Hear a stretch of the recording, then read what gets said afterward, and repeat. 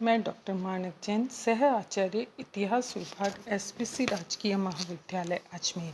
आज हम बीए पाठ द्वितीय के 8वें प्रश्न पत्र का अध्ययन कर रहे हैं और हम ये देख रहे हैं कि राष्ट्रीय कन्वेंशन या नेशनल कन्वेंशन 1792 टू 1795 तक के क्या कार्य रहे और क्या समस्याएं आई। 20 सितंबर 1792 के चुनाव के पश्चात राष्ट्रीय कन्वेंशन की स्थापना हुई। इसका प्रथम अधिवेशन 21 सितंबर को हुआ। इसमें 782 सदस्यों में से 200 जोरादिस्ट, 100 जैकोबिन और 482 निर्दलीय सदस्य थे। किसी भी पार्टी को इसमें स्पष्ट बहुमत प्राप्त नहीं हुआ, किंतु जैरोन दल की संख्या जैकोबिन दल से अधिक थी, इसलिए वे क्रांति का नेतृत्व करना चाहते थे। उन्होंने अराजकता, अव्यवस्था और रक्तपात को पसंद नहीं किया। वे आतंक के विरोधी थे और पेरिस की भीड़ की शक्ति को कुचलना चाहते थे, जबकि जैकोबिन दल के सदस्य येन केन प्रकारेण शासन चलाना चाहते थे। उन्होंने अपनी धूर्तता से संख्या में कम होते हुए भी शक्ति को हड़प लिया और फ्रांस के वास्तविक कर्णधार बन बैठे। उनके शासनकाल में फ्रांस में कुछ महत्वपूर्ण परिवर्तन हुए। राष्ट्रीय कन्वेंशन के कार्य। प्रथम अधिवेशन में यह निर्णय लिया गया कि फ्रांस में राजतंत्र के स्थान पर प्रजातंत्र की स्थापना की जाएगी। साथ ही पंचांग में अनेक सुधार किए गए। महीनों को 10-10 दिन के 3 भागों में विभाजित किया गया तथा महीनों के नाम पशुओं और प्रकृति के नामों पर रखे गए। वर्ष के बाद 5 दिन राष्ट्रीय अवकाश घोषित किया गया। यह भी निर्णय लिया गया कि एक अपराधी के रूप में राजा पर मुकदमा चलाया जाए और क्रांति काल में देश छोड़कर भाग गए सामंतों को निष्कासित घोषित किया जाए। साथ ही नवीन संविधान के निर्माण के लिए एक समिति का गठन किया। इस प्रकार यद्यपि राष्ट्रीय कन्वेंशन ने अनेक महत्वपूर्ण कार्य प्रारंभ किए, किंतु उसके सामने कुछ समस्याएं भी थी। फ्रांस में जैकोबिन और जैरोन दल के बीच लंबे समय से संघर्ष चल रहा था। यद्यपि दोनों दल प्रजातंत्र के समर्थक थे, किंतु दोनों के राजनीतिक आदर्शों में जमीन आसमान का अंतर था। जैरोन रक्तपात के विरोधी थे और सितंबर हत्याकांड के अपराधियों को मृत्युदंड दिलाना चाहते थे, जबकि जैकोबिन मार काट और रक्तपात में विश्वास करते थे। उन्होंने पेरिस कम्यून की सहायता से 2 जून 1793 को व्यवस्थापिका सभा के 31 सदस्यों को बंदी बना लिया। उन्हें इससे जैरोन दल की शक्ति कम हो गई और जैकोबिन दल का प्रभुत्व बढ़ गया। धीरे धीरे जैकोबिन दल ने राज्य की समस्त शक्ति को हथिया लिया और वह नेशनल कन्वेंशन में सर्वेसर्वा बन गया। यद्यपि देश की आंतरिक और बाह्य स्थिति शोचनीय थी, किंतु जैकोबिन दल ने आतंक के राज्य की स्थापना करके आंतरिक और बाह्य समस्याओं पर विजय प्राप्त कर ली। 1795 का संविधान। नवीन संविधान की रचना के लिए एक समिति का गठन किया गया। यह संविधान की तृतीय वर्ष के संविधान नाम से जाना जाता है। इस संविधान के अंतर्गत द्विसदनात्मक व्यवस्थापिका की व्यवस्था की गई। प्रथम भवन 500 लोगों की सभा तथा द्वितीय भवन पुरातन लोगों की सभा के नाम से जाना जाने लगा। इन सदनों में सदस्य संख्या 500 और 259 थी। 1795 का संविधान किसी भी दल को प्रसन्न नहीं कर सका। राजतंत्रवादी एवं प्रजातंत्रवादी दोनों ही इस संविधान से असंतुष्ट थे। देश में व्याप्त कठिनाइयों को दूर करने में यह संविधान पूर्णतः असफल रहा और देश की आर्थिक दशा के विकसित होने में इनका कोई योगदान नहीं था। अतः स्पष्ट है कि ये एक निरर्थक संविधान था जिसमें किसी भी का भी हित संभव नहीं था।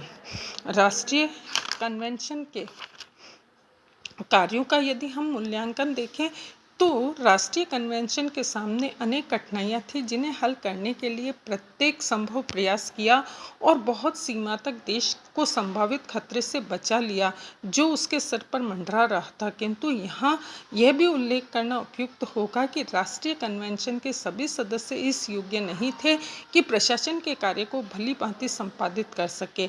जैकोबिन और जैरोन दल में परस्पर संघर्ष ने राष्ट्रीय कन्वेंशन की उपलब्धियों पर विपरीत प्रभाव डाला।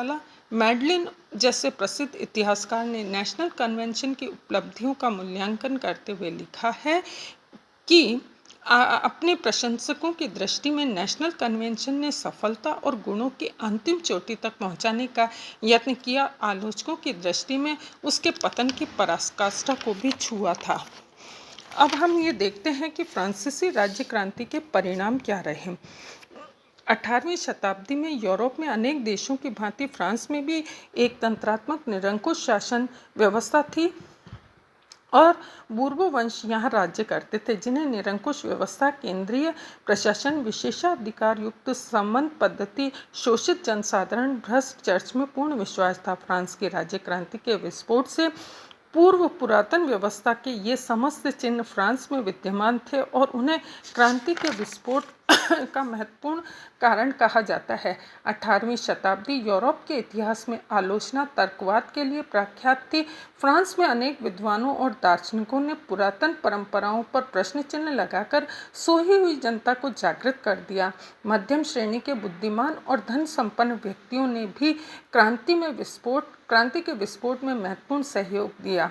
जिस प्रकार एक तालाब में कंकर फेंके जाने से उसकी लहरें सारे तालाब के पानी में फैल जाती है, उसी प्रकार फ्रांस की 1789 की राज्य क्रांति के परिणामों ने समस्त यूरोप को हिला दिया और विद्यार्थियों इस कहावत को भी चरितार्थ कर दिया कि जब फ्रांस को जुकाम होता है तो संपूर्ण यूरोप छींकने लगता है।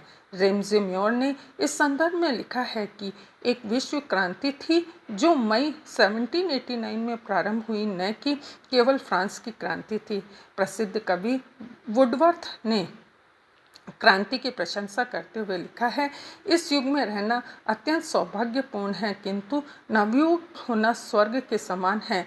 प्रारंभ में इंग्लैंड फ्रांस की राज्य क्रांति का प्रबल समर्थक था, किंतु क्रांति के उत्तरोत्तर रक्तम स्वरूप ग्रहण करने के कारण वह इसका महान आलोचक हो गया। वह फ्रांस में होने वाले परिवर्तन से अत्यंत प्रसन्न था, क्योंकि कट्टर एक तंत्रवादी फ्रांस धीरे धीरे प्रजातंत्र की ओर उन्मुख हो रहा था। संक्षेप में कहा जा सकता है कि फ्रांस की राज्य क्रांति के राजनीतिक, आर्थिक, सामाजिक परिणाम बहुत ही महत्वपूर्ण हुए। यह भी कहा जा सकता है कि इंग्लैंड के महान विचारक बर्क ने 1790 में प्रकाशित अपनी पुस्तक में फ्रांस की क्रांति की आलोचना करते हुए लिखा है कि यह क्रांति अपने पीछे भयानक रक्तपात लाएगी और संभव है फ्रांस में शासन व्यवस्था का स्वरूप ही बदल जाए।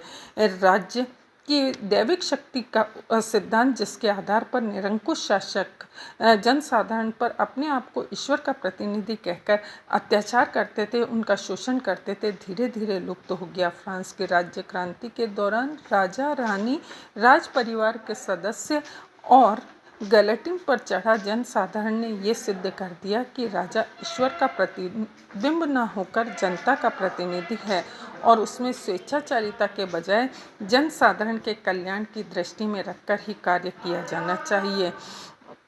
फ्रांसीसी क्रांति के सामाजिक परिणामों में यदि हम देखें तो फ्रांसीसी समाज मुख्य रूप से दो भागों में विभाजित हो गया।